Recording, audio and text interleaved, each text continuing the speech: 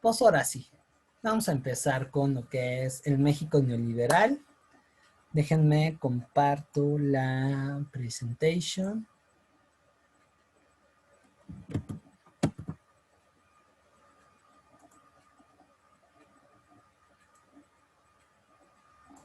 No tengo duda de ello, Ari, no tengo duda.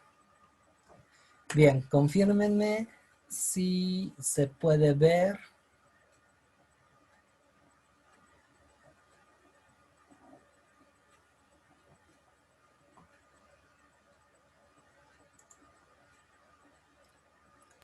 Ya se ve. Vientos, vientos huracanados. Vamos a comenzar con el último tema del programa de Historia de México, que es la política neoliberal. Mejor dicho, México neoliberal. Ahí me faltó cambiar. Sí, gracias. No ¡Qué la hice bonitos yo. colores! ¡Qué bonito! Bueno, cabe señalar que no hice yo la totalidad de esta presentación. Ustedes ya se dieron cuenta que parezco fraile benedictino con mis PowerPoints, demasiado sobrias, incluso rígidas. En esta ocasión tuve la fortuna de contar con una exalumna que es un caso muy extraño. Bueno, exalumna-alumna, porque todavía de vez en cuando se aparece en filosofía y en geo, y quizá al rato en historia, aunque no sé. Pero esta niña estudia enfermería en la UVM, es una chica muy capaz, tiene también varias habilidades para la historia. De hecho, yo digo que es una historiadora de closet. Y también tiene un talento muy especial para lo que son las artes visuales. De hecho, su sueño es ser tatuadora. Y en una ocasión, pues ella expuso neoliberalismo, solamente en otro curso, porque además ya es clienta. Ya le tengo que mandar su calendario. Y se expuso, me dejó la expo.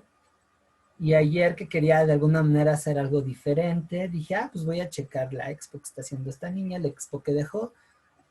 Modifiqué algunas cosas y bueno, por eso está la presentación un poco diferente a las demás. Así es que no es tanto por mí, sino por el genio artístico de esta chica. Yo reconozco que no tengo esas habilidades.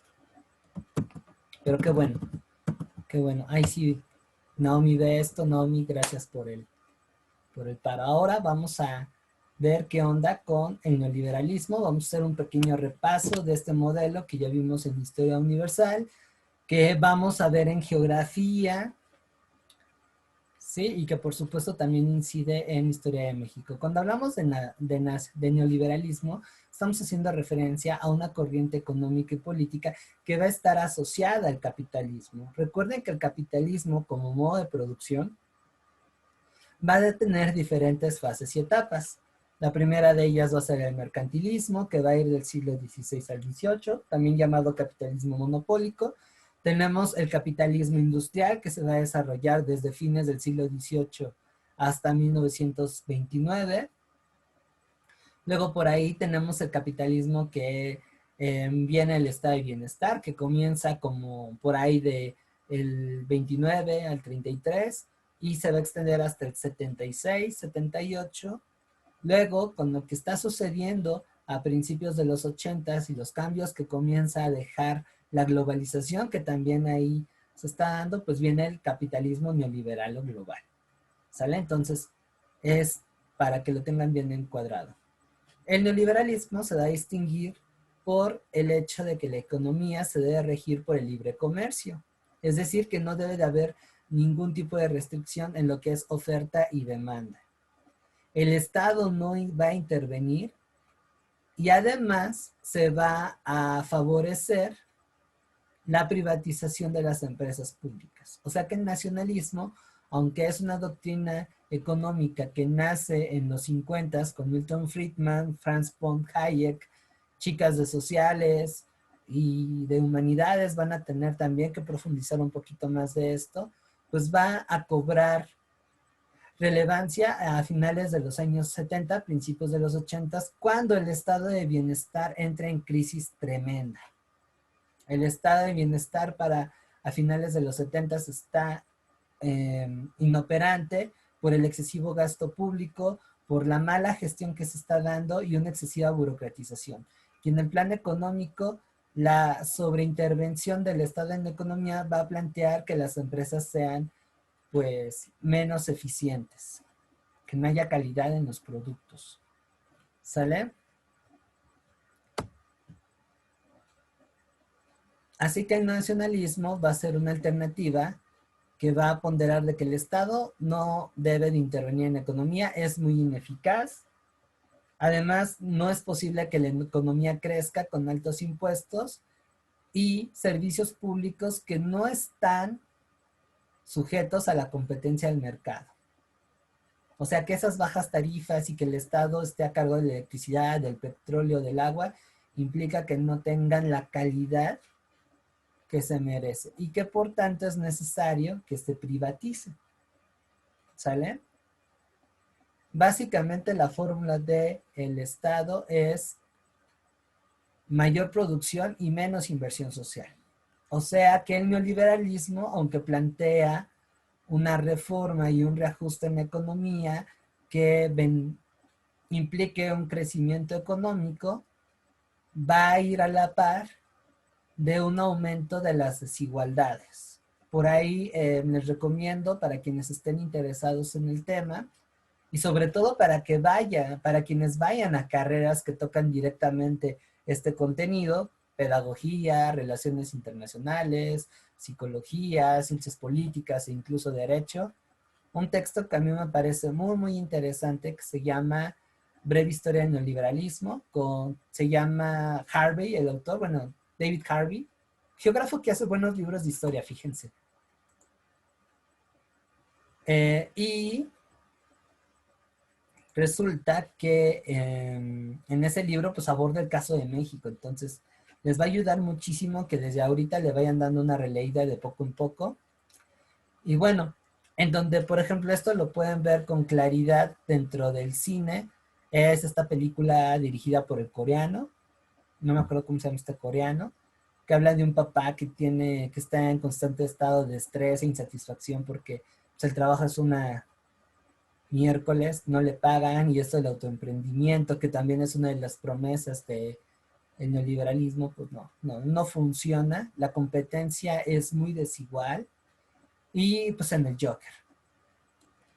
Volviendo al caso mexicano, el neoliberalismo comienza a ser atractivo a partir de las metidas de pata que hubo durante el periodo de José López Portillo. Así que en el caso de México, quienes comenzaban a apoyar a este modelo, pretenden que la finalidad es influir en un desarrollo económico basado en la limitación del papel del Estado y favoreciendo el protagonismo de particulares, así como también la atracción de la inversión extranjera. Acuérdense que a finales de los 70s y principios de los 80s estamos ante un periodo en el que poquito en poquito las economías internacionales van a empezar a integrarse en áreas de mercado común, los famosos tratados de libre comercio. Sale que eso lo vamos a ver un poco más en Geo para quienes me andan acompañando los lunes de 8 a 10. ¿Sale? Así es que en síntesis, el neoliberalismo va a ser una filosofía económica que va a impulsar una perspectiva opuesta a la promovida por el estado de bienestar. ¿Sale? En el caso de México, los antecedentes los vamos a tener en el sexenio de López Portillo. Ahí es en donde vemos las raíces de cómo el neoliberalismo en México va a comenzar a emerger. Ya les había hablado del fracaso de las políticas económicas de los gobiernos de Luis Echeverría Álvarez y José López Portillo.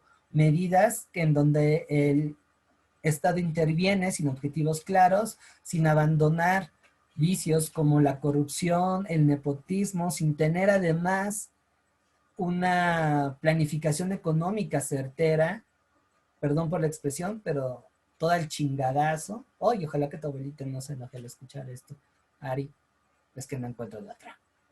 Es decir, hay petróleo, pues pum, pum, todo el petróleo. sin diversificar los procesos de producción, ateniéndose a los préstamos extranjeros y, reitero, sin hacer un ajuste en la administración del gobierno. Por todos estos vicios, la burocratización del Estado se vuelve cada vez más angustiante, es muy, muy difícil.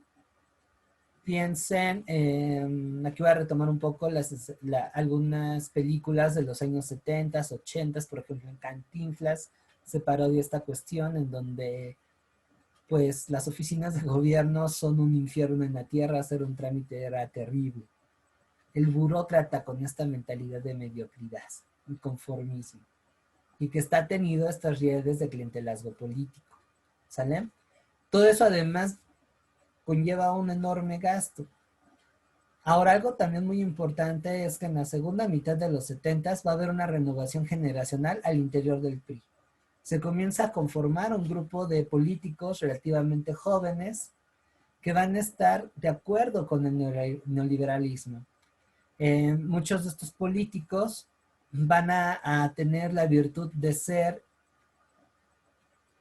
educados en el extranjero, o sea que si bien su carrera la hacen en la UNAM o en el POLI, curiosamente instituciones de educación pública, sus posgrados y estudios complementarios los hacen en el exterior, en Estados Unidos sobre todo, en instituciones en donde el neoliberalismo es el paradigma gobernante, o sea, Yale, Harvard, el Instituto Smithsoniano de Economía, el Instituto de Chicago.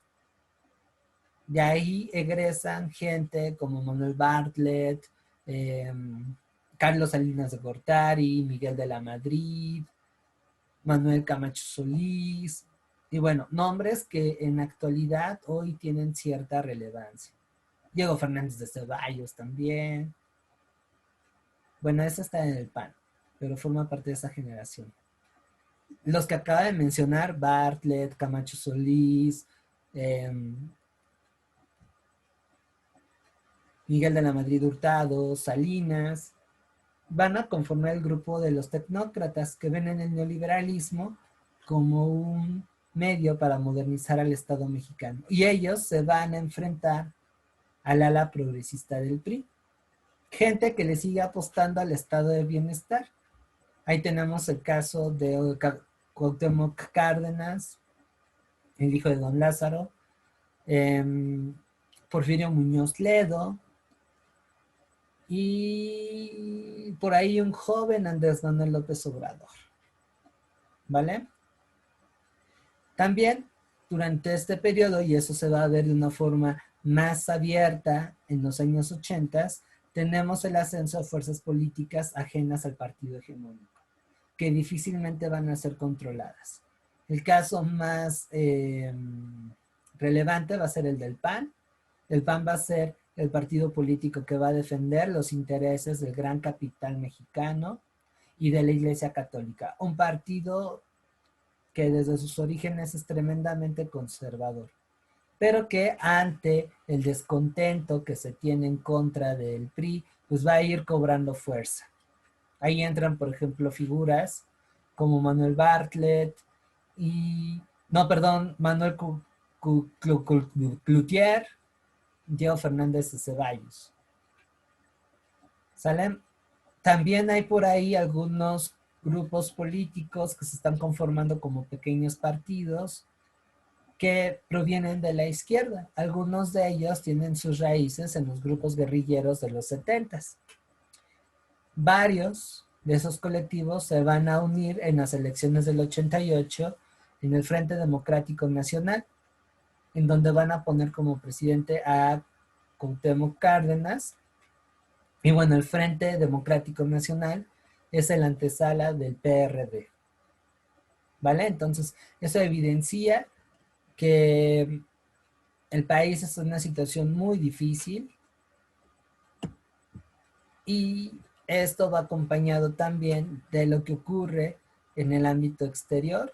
Vienen figuras como Margaret Thatcher y Ronald Reagan, principales pilares del neoliberalismo, Aunque tenemos un periodo en donde las potencias que protagonizan la Guerra Fría van a independizar, van a enfrentarse, estos van a ser realmente, va a simbolizar el fin de la misma, ¿sale? De la mano de ello tenemos el arribo de un conservadurismo que va a ser general. A diferencia de los 60s y 70s, en los 80s, vamos a ver cómo la derecha va a ir empezando a tomar el poder. Y eso no solamente se ve en Inglaterra y en Estados Unidos, sino en otras latitudes. Francia, por ejemplo, España. Vamos a tener una crisis económica global producida por la caída de los precios del petróleo, pero también por los cambios en los procesos de producción que se van a dar a raíz de la tercera revolución industrial. Algo así, sí, sí, Ari. Sí, y al final más. Y todo esto va a estar acompañado de la hegemonía de empresas transnacionales. O sea, aquí los consorcios van a tener cada vez mayor protagonismo e injerencia en las políticas de los países. También instituciones como Fondo Monetario Internacional, el Banco Mundial, la Organización Mundial de Comercio, que reitero, desde la economía van a empezar a influir en las políticas internas de los países. Y por supuesto, aquí también tenemos que agregar a las empresas transnacionales. Coca-Cola, Walmart, Pepsi, Disney. Entonces es un ámbito bastante complicado. ¿Dudas hasta aquí?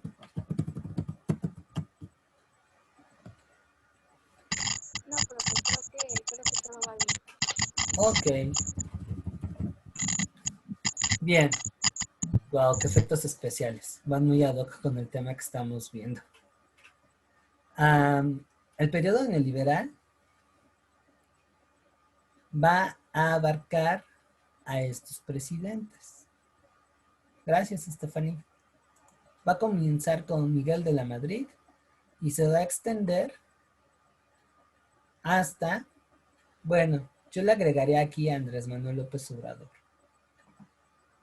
La 4T, diga lo que diga, es un híbrido entre neoliberal y estado de bienestar. Es un proyecto con poca claridad política. Pero bueno, ya después haremos una crítica a la 4D. ¿Sale? En el caso de su examen, se va a extender hasta aquí. O sea que me parece que el programa de Historia de México todavía no contempla el periodo en el que ustedes nacieron. Bueno, a salvedad de Ilse y yo somos de la misma generación. Nosotros nacimos aquí. Somos los más veteranos. Es correcto. Yo soy modelo 87. O sea, ya me toca el doble y no circula. Y ya no es tan fácil que tengamos refacciones de mi modelo. ¿Quién de ustedes ya apareció en un mapa? O sea, ¿quién de ustedes nació antes del 2000?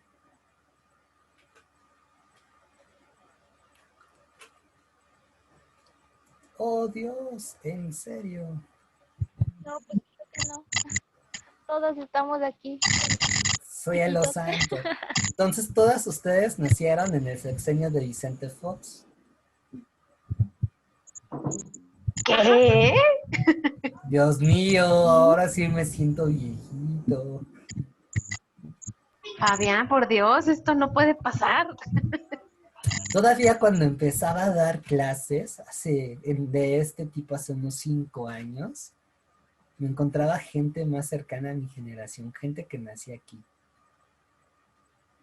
Esta era como la media de mis alumnos. Hace 5 años.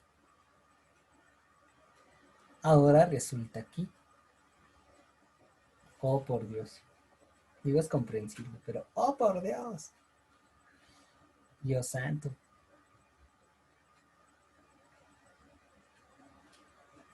Imagínense, cuando tenga 40, voy a formar a aquellos que nacieron en época del Borolas. No, ya me proyecté mucho. Dios santo. Bien. Esto es un chascarrillo. ¿Dudas con los presidentes que involucra el periodo neoliberal? No, pues, ¿No? Perfecto. no, como tal de aprender de cierta manera ¿Mande? o distinguir. A ver, no te entendí bien, Ari. Que sí, los teníamos como tal que aprender o al menos como distinguir. No, nada más ubicarlos y a los que hay que poner interés, porque hasta ahí llega, les digo, el examen. No he detectado preguntas que ya involucren el gobierno de Vicente Fox, pero aquí, a la mitad. ¿Sale? Ok. Vientos huracanados. Bueno, por si no conocen este bestiario, aquí se los presento. Miren nada más que menudencias. Peñita bebé. Sí, ¿eh? Cada uno va superándose. Al final todo queda en salud. Sí, fíjense que cada presidente va superándose en ser un chiste con patas y además en estupidez. O sea, tal parece que es Oye, requisito. ¿Quieres ser presidente de México? Tienes que ser más estúpido que el que viene atrás. oye, sí, ¿qué está pasando de verdad? No entiendo esa No, parte. y además tener porte o actitud de comentarista de deportes de TV Azteca. ¿Qué está pasando, doctor García? Y así sí parece Sí, sí, Martinoli. ¿eh?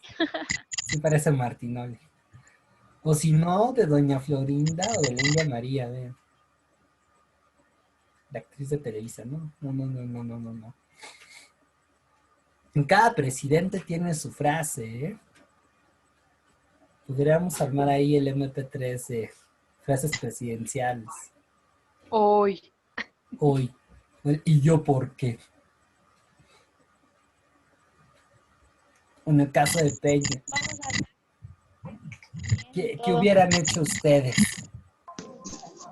¿Qué hubieran Comes y hecho te ustedes? vas. Que comes y te das. No, no, no, bueno. Vamos a empezar por esta historia de terror. Aquí la clase tiene un toque bastante agridulce. Si quieren profundizar más desde una perspectiva de divulgación, pero un tanto entretenida, búsquense el libro de... ay, ¿cómo se llama este señor? José Agustín, que es un escritor de la onda. Tiene 3 tomos, bueno, volúmenes, que se llaman Tragicomedia Mexicana.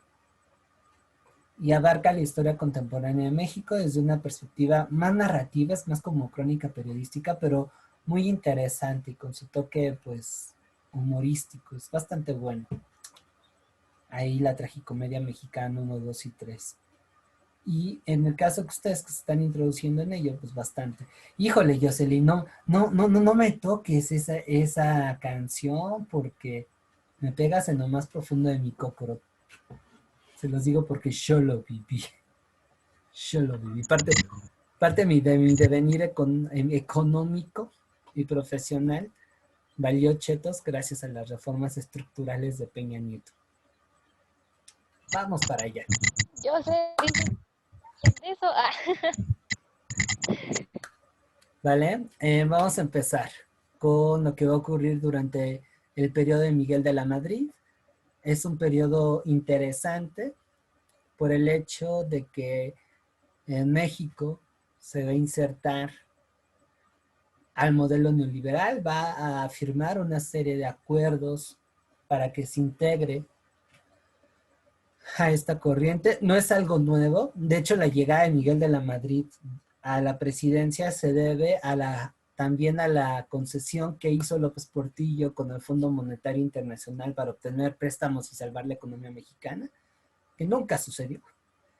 También durante este periodo, Miguel de la Madrid va a empezar a tener un acercamiento mayor con los empresarios mexicanos, muchos de ellos bastante molestos todavía por el modelo compartido. ¿Quién es Macías Tandíez?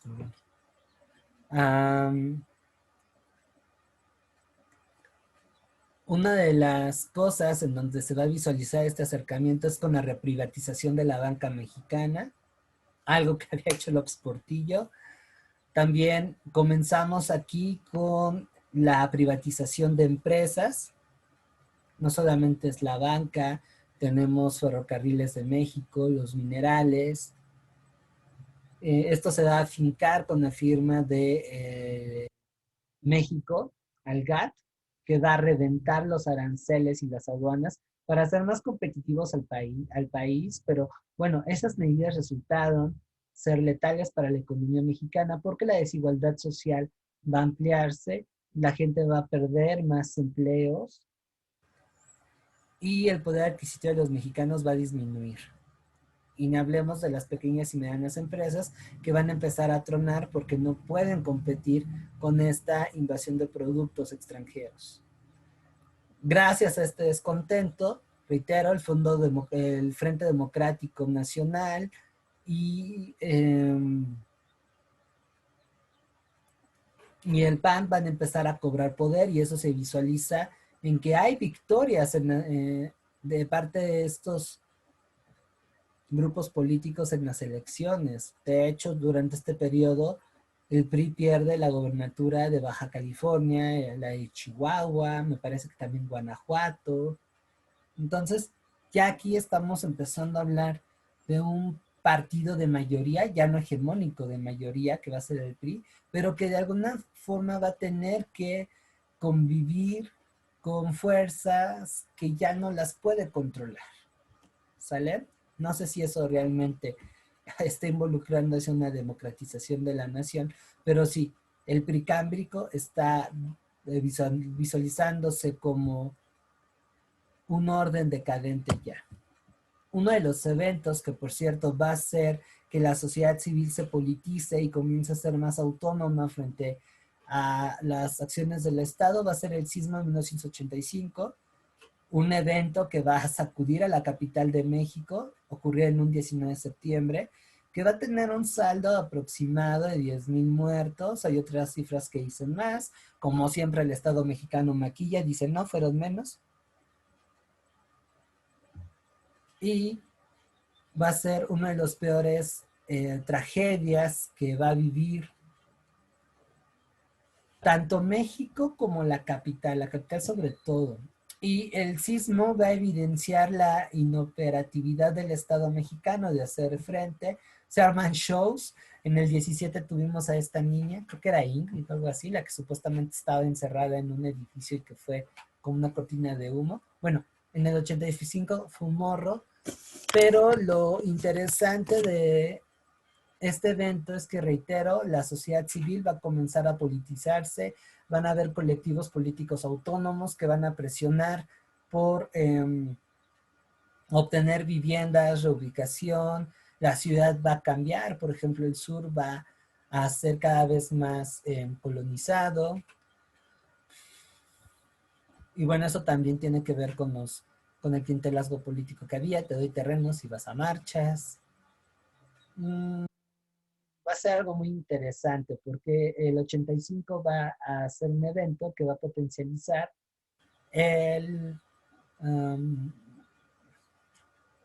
la importancia del Frente Democrático Nacional, sobre todo el Frente Democrático. ¿Sale? ¿Qué me pueden contar de esto, chicas? A ver, creo que quienes viven en la capital tienen aún en la memoria el sismo del 85, que bueno, con el del 2017 se va a revitalizar, así es que cuéntenme cómo su familia lo vivió, si por ahí han escuchado charlas al respecto. Creo, porque no creo que que aquí haya alguien que le haya tocado. Bueno, si por ahí tienen familiares que están escuchando la clase y que enfrentaron el sismo, pues pueden participar, se abre el micro. Pero en lo personal, yo no lo viví. Es más, creo que ni estaba en planes. Mis papás eran unos adolescentes. Sí, me tuvieron chao. Mi mamá tenía 20 cuando yo nací. Eso ocurrió antes, 2 años antes de mi venida al mundo. Mi mamá nos quiere contar cómo A pasó ver, venga. Ay, buenas tardes. Buenas tardes. Qué pena. No, adelante. No, pues es que sí estuvo muy, muy feo. Estuvo muy, muy feo. Más que nada el de la mañana. Ajá. A mí por lo regular me agarró en un pasillo que en ese entonces, no me acuerdo si tenía yo como 13 años. Y pues mi abuelita fue la que empezó a gritar, que levantáramos rápido porque estaba temblando. Y le decía yo a Ari, es que cuando yo iba saliendo en el pasillo, le digo, te lo juro que yo sentí que la casa se caía. Dice, ¿a poco sí? Le digo, sí. Le digo, porque primero yo veía que la casa se movía para un lado y luego para el otro. Le digo, y pues ya cuando se supone que pasó todo lo del sismo, empezamos a ver lo de las noticias. Uh-huh. Y pues sí fue algo muy lamentable porque pues mucha gente murió, ¿no? Y le digo a mi pequeña, y el de la noche pues me agarró en la secundaria porque yo iba en la tarde. Le digo, y yo me acuerdo que en ese entonces en la noche me tocó la maestra de ciencias naturales, que era una viejecita, ¿no? Muy viejecita. Y le digo, de acuerdo a mi apellido, pues me tocaba en las butacas de hasta atrás. Y empezamos a sentir que tembló, pues yo recordaba en ese momento las imágenes de la tele y me dio mucho pánico. Y la maestra dice, espérense, no pasa nada. Y ella agarró y se salió, y cuando ya llegó ella a la puerta, dice, ahora sí ya se pueden salir. Y la compañera que estaba enfrente de él, pues del nervio que le dio, pues se tuyó, entonces no se podía parar, y así como que, Norma, párate, nos tenemos que salir. Y ya entre unos amigos y yo la sacamos casi cargando, y ya llegando afuera, pues sí se nos desmayó, y sí fue algo muy, muy, también muy fuerte y muy feo, ¿verdad? No, joder. Tremendo. Por ahí, hola Maritza, ¿cómo estás? Sí. Ya te dije. Muchas gracias. ¿Por ahí alguien quiere compartir cómo le fue en el 85? Sí, venga, irse adelante. Pues mis papás pues son más grandes, ¿no? Ajá. Entonces ellos ya trabajaban, ellos trabajaban en la Secretaría de Comunicaciones y Transportes, las que está ahorita en Xola y Eje Central. Sí. Entonces el sismo los tomó en el trolebús que está ahí en Churubusco, abajo del puente. Entonces que fue así como que se estaba como moviendo como si fuera una canoa, ¿no? Pero mis papás siempre son pues de llegar al trabajo, pase lo que pase, ¿no? Llegaron caminando hasta Xola y vieron que ese edificio, que era creo que de 8 o 9 pisos, fue el que se hizo como un sándwichito, ¿no? Así. Ellos, a lo mejor si hubieran llegado como unos 15 minutos antes, hubieran estado dentro del edificio. No manches. Pero pues afortunadamente ese día se les hizo tarde por circunstancias de la vida y pues y llegaron esos 15, 20 minutos pues tarde, por así decirlo. Y de ahí pues dijeron, no, pues se cayó el edificio, pues no vamos a laborar, obviamente, y se tuvieron que regresar a la casa pues entre ray, ya sabes, ¿no? Las camionetas, aventones, caminando, y pues dicen que olía a gas, olía a humo, la gente llorando, la gente gritando. Tardaron muchas horas en llegar, y ya pues el de la noche sí les tocó aquí en el departamento, vivimos en un cuarto piso. Y eso es lo que... ya después de ahí, pues los tuvieron que reubicar a lo que le decían Plaza Villa Madrid, de su trabajo, ahí estuvieron mucho tiempo. ¿Dónde queda? ¿Dónde queda ahí? Ay, no sé, es por el centro, por el centro. No, o sea, yo nada más sé que era como que por el centro, porque ya después fue cuando yo llegué, entonces yo iba a la guardería por el centro. Ah, ok. Híjole, Sí, es algo terrible lo del 85 porque va a afianzar los problemas que en ese entonces tenía el país. El país no estaba en muy buenas circunstancias, reitero, por las modificaciones que trajo consigo la introducción del neoliberalismo. Y pues bueno, el sismo vino a acrecentar todavía más esa problemática. A mí no me tocó. Mi papá, bueno, mis papás ya estaban en Sochi en aquel entonces, eran, les digo, unos adolescentes, y me platican que aquí no se sintió. Aquí no se sintió, sin embargo, en otros lugares de la ciudad sí. Mi mamá me cuenta que mi abuelito, o sea, es su papá, él trabajaba en el Seguro Social, en el área de mantenimiento, y su lugar de trabajo era centro médico, uno de los lugares que tuvo mayores afectaciones por el temblor, y mi abuelo pues trabajaba en la noche.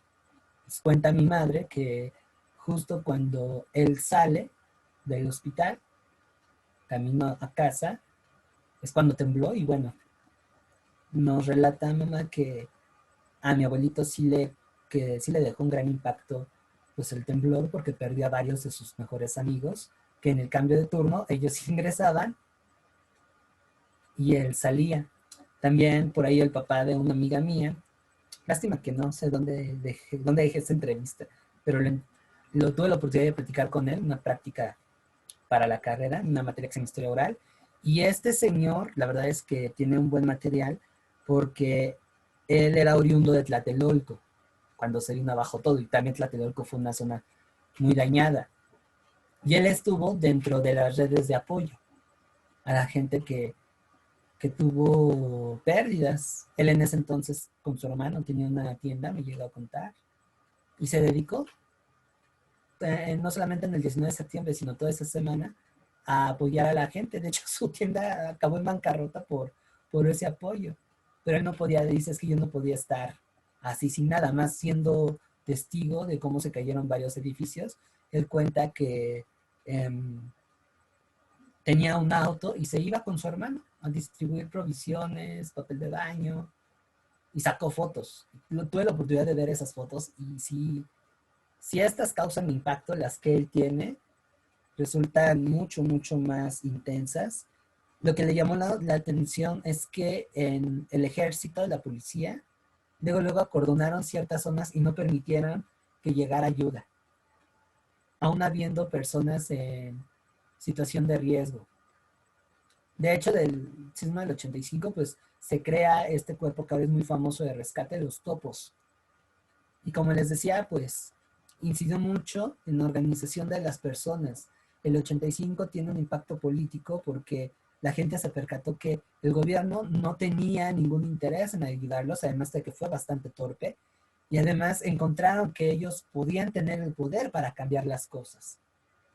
Eso creo es de lo más significativo que dejó el sismo. Y bueno, como les decía, el sismo va a incidir en las elecciones del 88. Estos comicios van a ser muy importantes, no solamente por el fraude que hubo, que ya se constató que sí fue, sino también porque la gente ya estaba harta del PRI, ya los querían cambiar. Y a diferencia, por ejemplo, de lo que hoy vivimos, digo eso es a título personal, ya cada cual sacará sus propias conclusiones, pero en el 88, aquí y yo ya estábamos en escena, también está Mari, pero sí había una fuerza política alterna, algo que enriqueció mucho el proyecto de Cárdenas, es justo la diversidad de corrientes que participaron en él, porque el Frente Democrático Nacional no solamente estaba compuesto por esta ala progresista del PRI, que todavía le apostaba al estado de bienestar, sino por otros grupos, muchos de ellos todavía con fuertes referencias al socialismo y a doctrinas políticos sociales un tanto más radicales. Entonces, de alguna manera recuperaban también los proyectos de la gente de abajo. Algo muy interesante que desafortunadamente no se aprovechó en ese momento es realmente democratizar más al país. No romper con esta dependencia Estado-gobierno que el modelo corporativo clientelar había dado. Reitero, mucho del Frente Democrático Nacional tuvo su fuerza porque las bases tomaron un papel activo. O sea, aquí la gente realmente estaba politizada. Además de que estas elecciones, pues tampoco la tenía fácil el PRI, porque el grupo empresarial que estaba inconforme con lo que se estaba llevando a cabo, pues ya tenía su propio candidato, que era Manuel Cloutier. ¿Sale? Entonces, bueno, aquí tuve la oportunidad de poder recuperar una foto. Fíjense qué bonito. De la boleta electoral de este año. Aquí pueden ver a las organizaciones políticas contendientes y a quienes estaban. Estábamos con el Partido Popular Socialista, el Demócrata Mexicano, el Partido Mexicano Socialista, y muchos de ellos tenían a Cuauhtémoc Cárdenas como presidente. ¿Sale? Entonces, el conteo le daba la victoria a Cuauhtémoc Cárdenas, y es aquí en donde este señor, que por cierto hoy es secretario de Comisión Federal de Electricidad, don Manuel Bartlett, un tipo que tiene mucha cola que le pisen. Es que ahí también estamos viendo que la 4T pues no resulta tan congruente con lo que dice. Le gusta recuperar y reclutar elementos de otros partidos que ya están en desuso. Y bueno, este señor fue uno de los impulsores también del liberalismo en México y fue el operador de la Comisión Federal Electoral que generó este fraude, que se justificó bajo una caída del sistema de cómputo. Y en consonancia con esto, se le da la victoria a Tontín.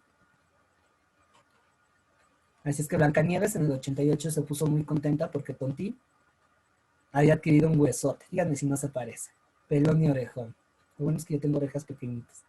Eso no me queda ese mote. ¿Vale? A él se le da la presidencia de la República. Y ahí también Cárdenas la vuelve a regar. ¿Estás en lo correcto, Maritza? Sí, es el mismo. ¿Se puede el doy? La que también está ahorita colaborando con Morena, ¿no? Con el PG.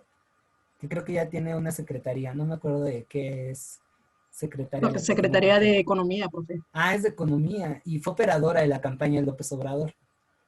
De hecho, yo pensé que ella iba a quedar como titular de Gobernación. Ella es la que se llevó la No, chinga creo para que el la PG cambió ganara. era creo que diputada, algo así, no sé qué.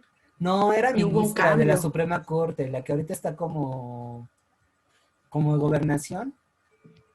Empieza con no su nombre, se me va. Ah, sí, la Olga. Olga. Era Olga y No me le dio acuerdo el apellido. gobernación a ella. Pero ella era ministra Sí, y de la Suprema Corte retirada. Que ya no estaba en funciones cuando se unió al PG, al gabinete del PG. ajá. Y esta Cloutier, profe, era diputada, pero hubo un Ajá. cambio con la de Secretaría de Economía, que se fue a Se fue embajadora, Cloutier se ¿no? fue a la Secretaría de Economía y la de, no sé, y la de Economía se fue a la INEGI. Ah, ¿se fue INEGI? Sí, porque hubo cambios el año pasado. No sé Se si fue a fue el INEGI. año pasado o este. Porque también se fue el de Educación, el Moctezuma. A Relaciones Exteriores. No, es embajador, porque Relaciones Exteriores sigue siendo Marcelo. Ah, de verdad, es Ah, cierto, tiene bueno, razón. pues Esteban Moctezuma también fue parte del gabinete tanto de Salinas como de Ernesto Zedillo. Y Esteban Moctezuma, por ejemplo, fue titular de Economía con Ernesto Zedillo. Reitero, el señor, hola, aquí tenemos una futura artista tomando clase, qué lindo. La hija de Ilse. Para que veamos cómo se da esto, ¿no? Y con este señor, con Tontín, vamos a ver uno de los periodos de mayor apogeo del neoliberalismo en México. Se va a expandir las medidas liberales, por ejemplo, se quitan muchos de los beneficios y apoyos que se dan al campo, o sea, se terminó de quebrar el campo. Si Miguel de la Madrid hizo uso del rayo el rayo privatizador, Carlos Salinas de Gortari es quítate que ahí te voy. Se aventó creo que la privatización de más de 400 empresas. Entre las más destacadas, pues está Telmex, que prácticamente se la regaló a Carlos Slim. También vendió una televisora del gobierno, Imevisión. Los bancos también nos llegó a vender. Serfín era nacional, era estatal y lo terminó vendiendo. No recuerdo si fue con el Banamex o ya fue con Cedillo. No, creo que ya fue con Cedillo, Banamex. Bancomer también creo que fue con Cedillo. Pero con este, señores, quítate que ahí te voy. En el 92, para meter ya de lleno a México en lo que es la globalización, pues firma el Tratado de Libre Comercio. Esto lo hace en el 92. Entra en vigor el 1 de enero del 94. Y eso pues va a fortalecer más la presencia de capital extranjero en el país. Se introducen también varias empresas. Acuérdense que la lógica del neoliberalismo es dar una mano de obra lo más barata posible. Entonces, durante el gobierno de Miguel de la Madrid, pero aún más con el gobierno de Carlos Salinas de Gortari, las prestaciones laborales van decayendo. Por cierto, aquí se golpea a los sindicatos como no tienen idea. La corrupción también llega a niveles sorprendentes, algo que me faltó poner aquí y que entre el 88 y el 2000 es muy visible, es también el ascenso del crimen organizado en México. Tenemos ahí figuras como Amado Carrillo, los Arellano Félix, un joven Chapo Guzmán, ¿sale? Y eso pues habla del momento de inestabilidad que está teniendo el país. Ahora, si el crimen crece, es porque la desigualdad social se acrecienta, muy a pesar de que Salinas de Gortari tiene el programa Solidaridad. Que bueno, aprovechando esto, les voy a mandar por WhatsApp un video para que vean cómo eran los comerciales. Les voy a mandar dos videos. Uno de los nuevos pesos y el otro del programa de Solidaridad. Así es que estén al pendiente del grupo. Chéquenlo. Platicamos sobre estos videos.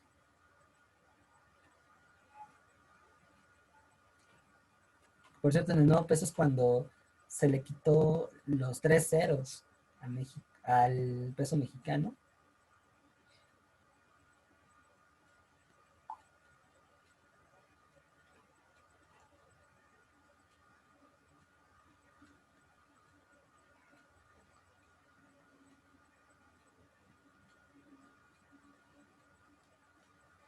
No, la verdad es que están bien vaciados. La comunicación social del gobierno de esa época está bien vaciados. Y a varios de ustedes seguramente les resultará muy antiguos. Pero esos eran, por ejemplo, los comerciales que yo vi cuando era niño. A mí me tocó la transición de las Sor Juanas a los nuevos pesos. No sé si por ahí a Maritza o a Ilse se acuerdan. A mí todavía me tocó que me dieran equivalente a 50 centavos las monedas de Cuauhtémoc. Ahí estoy hablando como viejito. Y los pesos, las Sor Juanas. Que unas monedas grandotas, muy lindas, por cierto. Me tocó esa transición. Así es que bueno, si la clase en estos momentos tiene toques de la hora de la nostalgia, ya sabrán por qué es. Les estoy platicando la época en que me tocó ser niño. Ajá.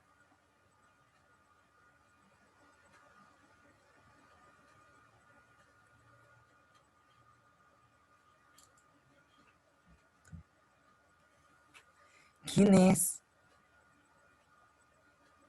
¿Es el que sale con Eugenio Verdez? ¿El Sammy? ¿Es el Sammy el que me enseñaste a irse?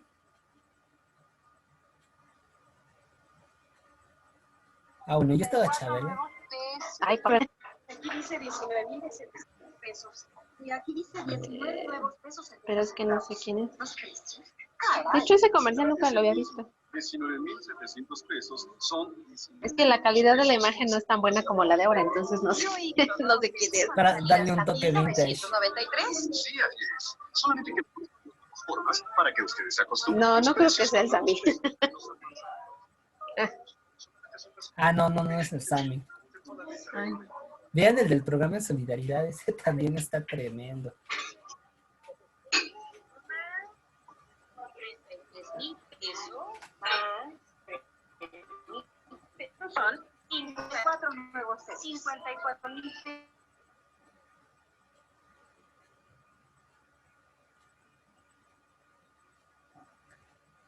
¿Cómo ven? ¿Sí pudieron verlos?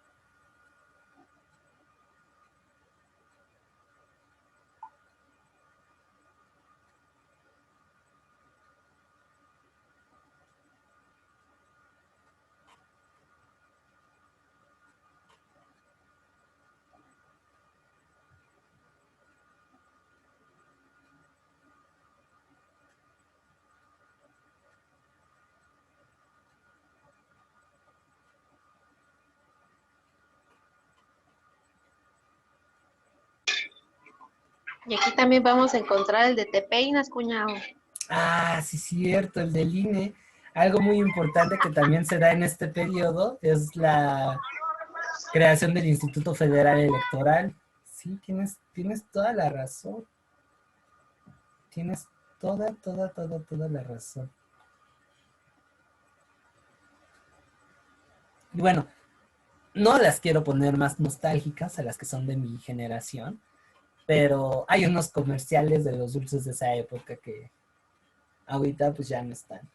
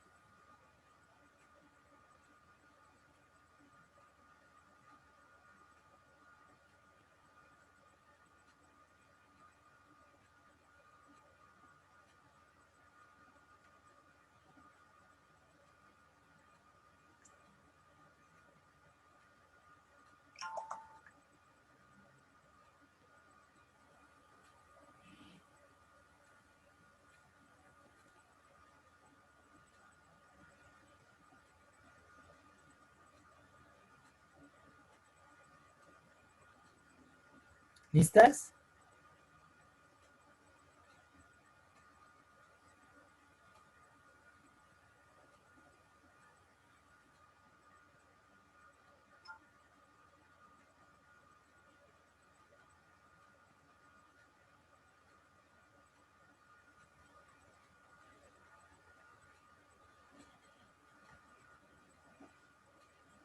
¿Y en qué les parecieron los comerciales, chicas?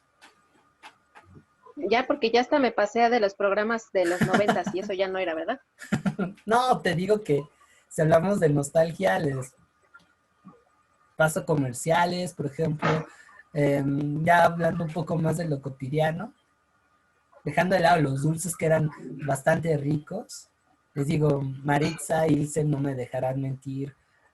Cuando éramos niños, por ahí bueno, desde que tengo uso de razón, 92, 93, que es donde llega más mi memoria, hacia la época de Cedillo, que era cuando era un niño más consciente. Por ejemplo, Chabelo seguía siendo un hit y eso es algo desde mis papás. A mí me tocó ir en una ocasión a ver a Chabelo. Así como los católicos van a la villa en algún momento de sus vidas, los niños entre los 60 y los que nacimos a finales de los 80 teníamos el ritual de ir una vez a la villa al programa de Familia con Chabelo, los dominguirris, aunque se grababan en sábados. Me acuerdo bastante bien. También Los churrumais a los unos 50. churrumais a unos 50. No, con 2 pesos uno se sentía rico. Los tacos, justo los tacos de carnitas que uno nos los venden hasta en 27 pesos, según la taquería donde vayan a consumir. Cuando yo era niño, estaba a 2 pesos. La Coca-Cola te mataban a 1 peso. No sé si se acuerden, pero yo todavía muy de niño estaba ahí la Ruta 100, que eran unos camiones grises con azul. que son ¿La los Coca-Cola antecedores. en base de vidrio o de bolsita te la daban? No, yo de las dos, de vidrio, y cuando estabas en la primaria, de bolsita. Que por cierto, esa era una costumbre que en la prepa reaprendías para meter la chela al plantel. Yo no lo hacía, pero vi que varios de mis amigos sí llegaban a aplicar la de se compraban las aguas, de pronto una caguama, una bolsita negra, y ahí se pasaban el chupe. Bueno, esa era una costumbre noventera para las chicas más jóvenes. Había unos dulces muy ricos que eran las abejitas, que no sé si se acuerdan por ahí. Que eran las como mielecitas de Sonrix, de a 50 centavos. A nosotros nos tocó la transición de Reino Aventura a Six Flags. O sea, yo sí fui de esos privilegiados que le tocó ir a Reino Aventura antes de que fuera Six Flags. Me tocó ver a Keiko. A ver, a Keiko. Sí, me tocó ver a Keiko una vez. La única vez de ver a Keiko. Sí, también eran las épocas de Gloria Trevi.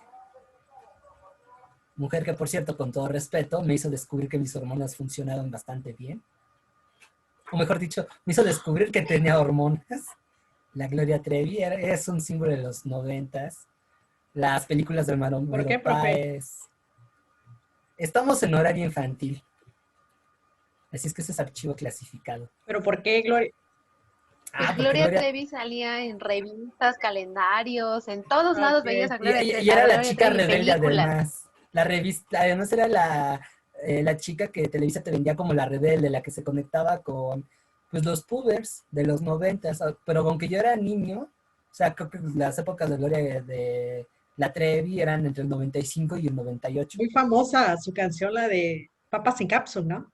Esa es de las últimas, ¿no? Hay unas más añejas. La de zapatos viejos, Pelos sueltos, pelo zapatos suelto, viejos. doctor ¿Ya ves? psiquiatra. Había una que sigue siendo un hit entre las adolescentes. Ay, no me acuerdo cómo se llamaba. Que es muy dramática esa canción. Que de hecho cada vez que la cantaba supuestamente lloraba. El recuento de los daños. Ándale, el recuento de los daños. Sí, sí, sí, sí, sí. ¿Cómo olvidarlo? No, no. Bueno, también me tocó esta época, nos tocó, mejor dicho, yo lo detestaba. En esa época era más radical en cuanto a mis gustos musicales. Ahorita ya por nostalgia sí me aviento las canciones, pero me tocó esta oleada pop que va desde Mónica Naranjo, quien aparece ahí en la imagen, hasta Mercurio, Magneto, ya la segunda generación sería Jinx, por ejemplo. También me tocó Garibaldi, recuerdo de niño, que por cierto a mi hermana le encantaba, dirían los españoles, le flipaba. Los inicios de Barney, recuerdo ver en la televisión a los Power Rangers, jugar con mi hermano a eso, Dragon Ball Z, los Caballeros del Zodiaco, los Supercampeones, Pizza Cats, el juego de la Oca, que no sé si se acuerdan por ahí, que era un programa español que lo pasaba en México, que era Beso o Tortazo. Una canción muy, muy simpática. No, fue algo. Los 90 tienen su toque, tienen su encanto. Y no es porque yo haya crecido en esa, o no hayamos crecido en esa década. Pero ese encanto era en realidad algo aparente a lo que sucedía en el país. Y es que, reitero, con la firma del Tratado de Libre Comercio, afianzó todavía más la desigualdad. Hubo mucha gente que se quedó sin trabajo y que durante muchos años no pudieron reinsertarse al empleo. Por ejemplo, acá en casa fue algo que nos pegó. Mi papá se quedó un buen rato sin trabajar, como unos 2, 3 años. Y mamá, para completar los gastos, se tuvo que ir incluso a trabajada doméstica. Después tomó un curso de secretariado. Creo que en los 90 es en donde se afianza más esta idea de que ya no son solamente los papás los proveedores, sino también las mujeres. Porque, bueno, fue algo que recuerdo con la gente de mi generación comenzó a ser más seguido. Y que, bueno, tiene su parte positiva porque a partir de esa coyuntura, pues muchas chicas pudieron ser autónomas económicamente y superarse. En cuanto a la parte social, pues todo eso conllevó a la huelga general de la UNAM de 1999-2000. Entonces eso conllevó a que en Chiapas se alzara el Ejército Zapatista de Liberación Nacional. Que bueno, fue un una guerrilla que después se convirtió en movimiento social que va a exigir que se reconocieran los derechos de los pueblos originarios de México, que como ustedes sabrán y le he tocado a lo largo del curso, pues ha sido uno de los sectores más marginados. Pero no solamente eso, sino que también ponía el dedo en la llaga de buscar una mejor justicia social. Y bueno, desafortunadamente el ZLN también, digamos, reavivó estos mecanismos de represión que tuvo el Estado. O sea, hasta la fecha, 2/3 del ejército mexicano permanecen en Chiapas, hostigando a los municipios autónomos y a los caracoles de los zapatistas. Y trajo como consecuencia también una renovada politización de la sociedad civil. Si ustedes ven las marchas que se dan entre el 94 y el 97 a favor del ZLN, son marchas realmente multitudinarias y tuvieron gran impacto hasta en la cultura, a tal grado que, por ejemplo, muchos grupos de rock mexicano van a hablar acerca de Chiapas, ¿no? Maldita vecindad. Por ahí está también, se me fue el nombre de este grupo de ska. No son los de abajo. Ay, no me acuerdo. De dónde salió esta Julieta Venegas. Bueno, ese proyecto musical, Santa Sabina, Botellita de Jerez. Hubieron varios proyectos musicales que se politizaron y hablaron de las injusticias que atravesaba el país. Y hubieron muchos conciertos solidarios en eso. Desafortunadamente, la segunda mitad de los años 90 no nos fue tampoco nada bien. El 94 es un año muy duro, no solamente por el asesinato de Luis Donaldo Colosio, quien era candidato oficial a la presidencia, ni por el lanzamiento del ZLN, sino por el ascenso del crimen en México. Tenemos el asesinato de José Guadalupe Posada, quien era obispo de Guadalajara, de hecho era cardenal. Por ahí también está el asesinato de Riz Massieu, que era presidente nacional del PRI, que también su hija, no recuerdo si está con el PRI o con el PAN, pero ya anda en las altas esferas políticas. Es el PRI, ¿verdad? Se mantuvo en el PRI. Claudia Riz Massieu. Claudia Riz Massieu. Sí, está en el PRI. Está en el PRI cámbrico. Vaya, es un caos que se va a robustecer con la crisis que se da en el 95, el efecto tequila, que va a golpear la economía de muchas familias mexicanas, entre ellas la mía. Y bueno, la situación se vuelve aún más complicada con la masacre de Alteacteal en el 95, que va a ser una matanza de campesinos indígenas adeptos al ZLN por grupos paramilitares, en donde, bueno, se ve la mano negra del Estado, pero que en la actualidad pues es un crimen que todavía no ha sido esclarecido. Ese asesinato le costó la vida a más de 47 personas, algunas de ellas mujeres embarazadas, entonces es un acto que todavía queda pendiente en cuanto a la justicia. Y en el 97 tenemos otra masacre, pero creo que esta vez es una población de Guerrero que se llama Aguas Blancas, y va a tener características muy similares. Pues sí, la verdad, y eso lo tenemos desde los 90. Si hacemos un análisis objetivo de lo que plantea el ZLN, sí tiene varias cuestiones interesantes que desafortunadamente los partidos políticos no consideran, pero bueno, eso ya es un tema de debate que vamos, si lo gustan, tocar más adelante. Aquí es cuando apenas nace. De hecho, el ZLN como un movimiento social es muy interesante. No te preocupes, Stephanie. Te invito a que cheques la grabación para que puedas ver cómo acaba la clase. Y bueno, ante todo ese caos, tenemos el fraude del Fobaproa, que se va a dar en el 97, que va a dejar desvalijado el país.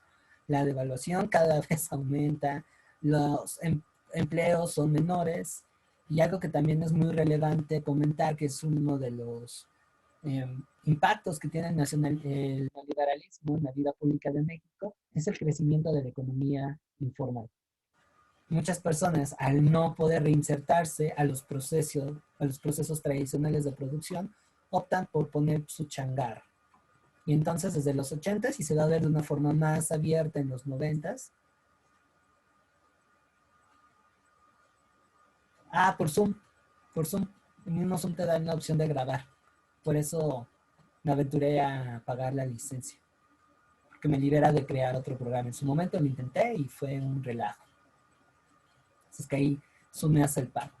Bueno, continuábamos con esto de la economía informal. Fue un mecanismo que ocuparon muchas personas para poder subsistir. Y reitero, esto es ante la limitada entrada o ante la limitada reinserción de todos ellos a la economía. ¿Sale? Y bueno, eso trajo como consecuencia, no sé si en otras áreas de la República se note, aprovechando que tengo aquí a Ari Velázquez, que es del Estado de México, o Ariadna, que es de Toluca. Stephanie, si me recuerdas de dónde eres, te lo agradecería mucho. Igualmente, Luz. Pero acá en la ciudad, algo muy característico es... son los mercados, los tianguis, los bazares, en donde la gente muestra su mercancía, lo que va a comprar, no son changarros, se me fue la palabra, en puestos móviles, ¿vale? No sé si por ahí en Toluca o en el Estado de México tengan a gran escala esas formas de economía. Ahí dispensen mi poco conocimiento personal de la geografía mexicana. Tiene mucho que no salgo de la ciudad. Así que cuéntame cómo es el ambiente por allá en donde viven. Pues aquí en Toluca es como los mercaditos, las plazas, más que nada es eso. Y por ejemplo, ahí en el centro de Toluca es, por ejemplo, el mercado 16, donde hay como comida, de verduras, de todo un poco, ¿no? También tenemos, por ejemplo, el mercado Juárez, o el Metepec. Pero son establecimientos, o sea, son establecimientos formales. Tienes un edificio que es el mercado, o es como aquí en Ciudad de México. Algunos sí, ¿Qué tan grandes son los informales? por ejemplo, el que es de Metepec, creo que son los lunes y los jueves, me parece bien. Y ahí no sé cuántas cuadras abarca, pero sí está muy grande, casi, bueno, una gran parte del centro de lo que es el pueblito mágico Metepec. Ok. Ok, muy bien, gracias. Están los locales, casi en la calle, en la avenida. Están los locales, pero como afuera también hay más como vendedores y esas cosas. Ok, muy bien. Ari Velázquez, cuéntame. Pues aquí en mi pueblo, donde yo soy, hay los tianguis. Es muy chiquito, está muy reducido. Pero lo que es Texcoco, ahora sí el centro, pues sí hay varios mercados. Ahí está el mercado grande, el mercadito, y un tianguis muy conocido que está ahora sí para ir rumbo al municipio de Chiconcuac y Texcoco están unidos ahí, y ahí hay un tianguis muy grande, la verdad. Sí llega a haber mucha gente, sobre todo los lunes. Ahí es donde hay mucha gente. Pero Ok. sí hay, son amplios. Están ¿cómo le digo? Como si hubieran estado aquí en Texcoco, como si hubieran estado profundos. Están abajo. Hay edificios arriba y abajo están los mercaditos. Entonces, pues, está muy padre. Está muy padre. Órale. Pero hay mucha gente. Hay mucha gente.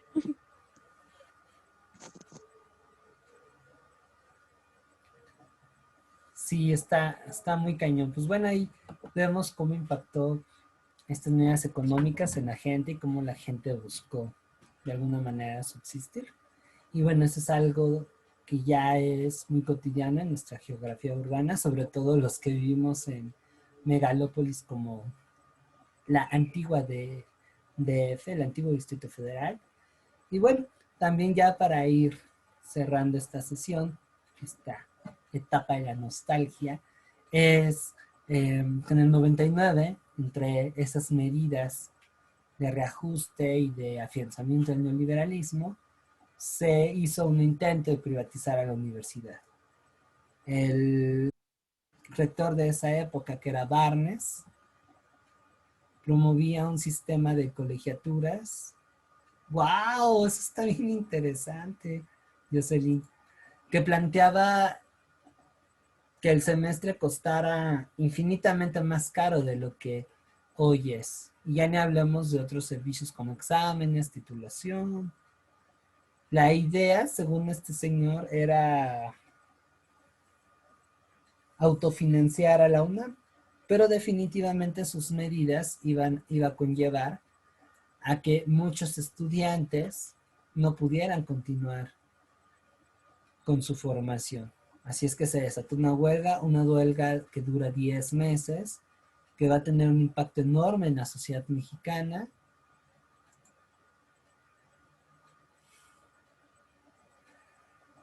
Y que al final, pues bueno, frena este intento. Sin embargo, el resultado de esa huelga va a ser otra vez evidenciar que el Estado mexicano no negocia, sino coopta o reprime.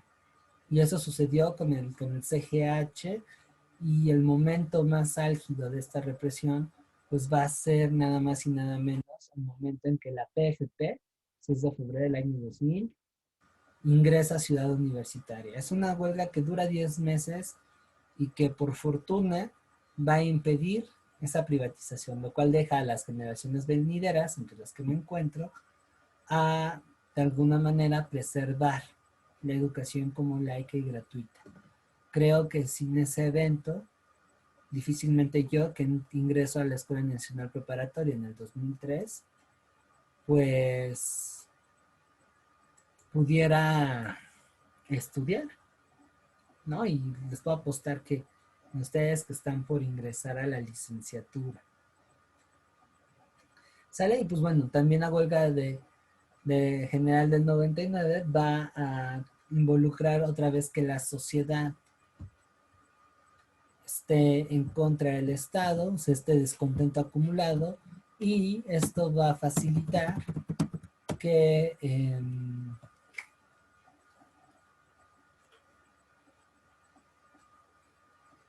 el partido del PAN, a través de su candidato, pudiera obtener la presidencia en el año 2000. Y bueno, colorín colorado, este cuento de historia ha terminado. Cuéntenme sus dudas, sus preguntas, inquietudes. ¿Qué les pareció? ¿Qué podemos recuperar? Es un tema que en el examen viene una o dos preguntas.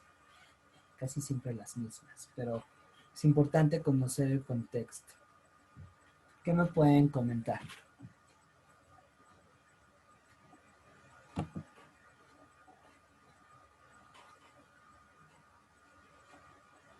Creo que estuvo muy rápido, a pesar de que sí son varios años y todo.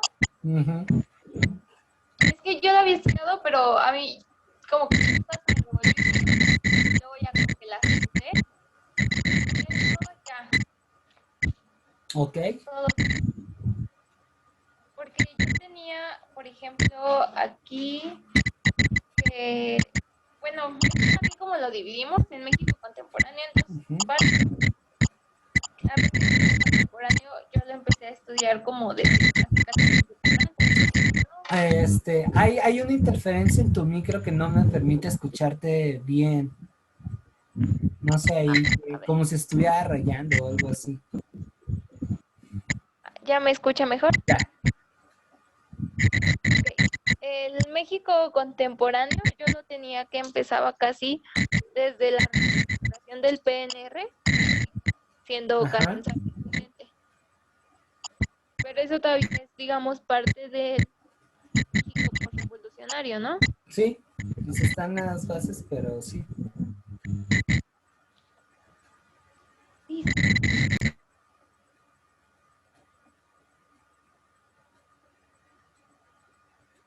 Sí. Sí, básicamente. Y estoy investigando los textos, las referencias. Pues bueno, vete a las fuentes directas, los documentos que ellos producen, las declaraciones de la Sexta de la selva lacandona, la sexta declaración. ¿Qué más por ahí? Hay un texto muy bueno de Gloria Muñoz Ramírez, que se editó en el 2003, que se llama 2010, El fuego y la palabra.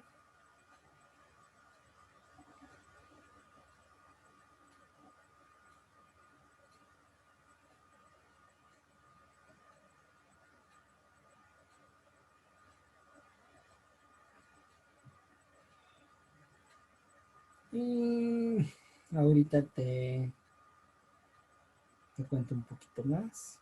Te digo, la declaración de la selva lacandona es importantísima. Las cartas del subcomandante Marcos también. Los diferentes comunicados.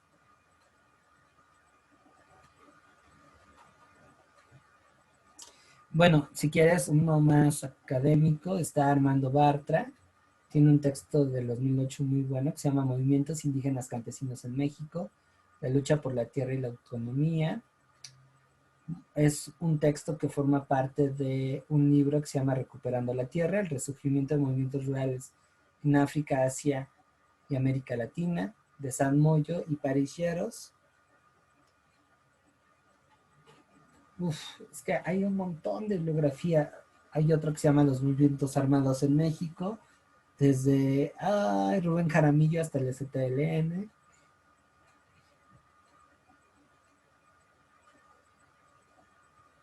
Por ahí también está muy recomendable el de Abelardo Hernández Millán, STLN, Revolución por la Revolución, del 94 al 2005, de Editorial Popular. Hay varias. Por ahí está también el de Guillermo Almeida, Zapatistas, un nuevo mundo en construcción. Y bueno, cualquier artículo que ayude. Una de mis profesoras, Catherine Hugh Lambert, también tiene un artículo muy interesante sobre el STLN.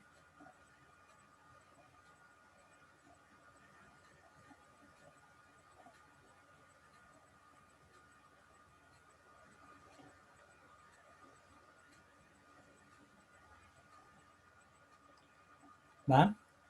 Hay una probadita de lo que está.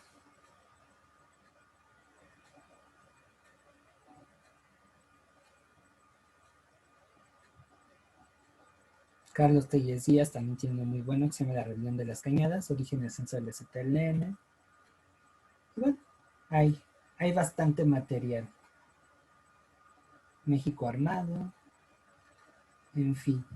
¿Dudas, preguntas, comentarios? ¿Algo que quieran agregar, chicas?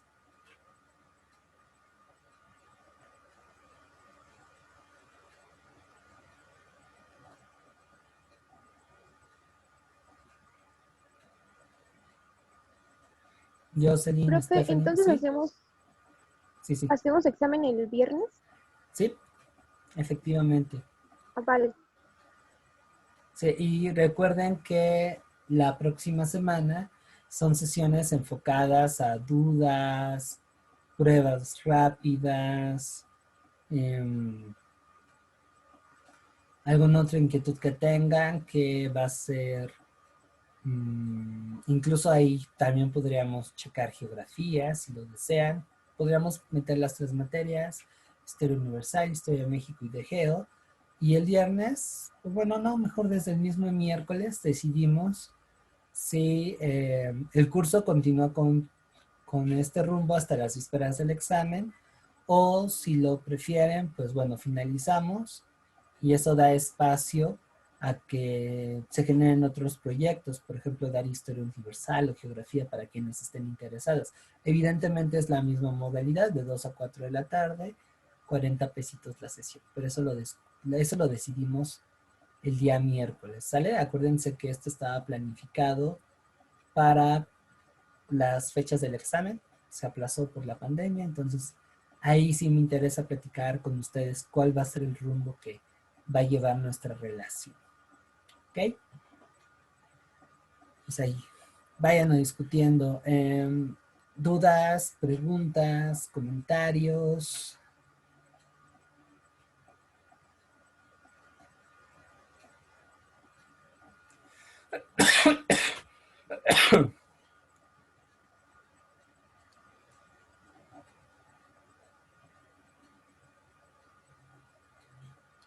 ¿No? Pues bueno, les agradezco mucho su participación. Nos vemos el día viernes con este examen y que tengan una excelente mitad de semana. Hasta pronto.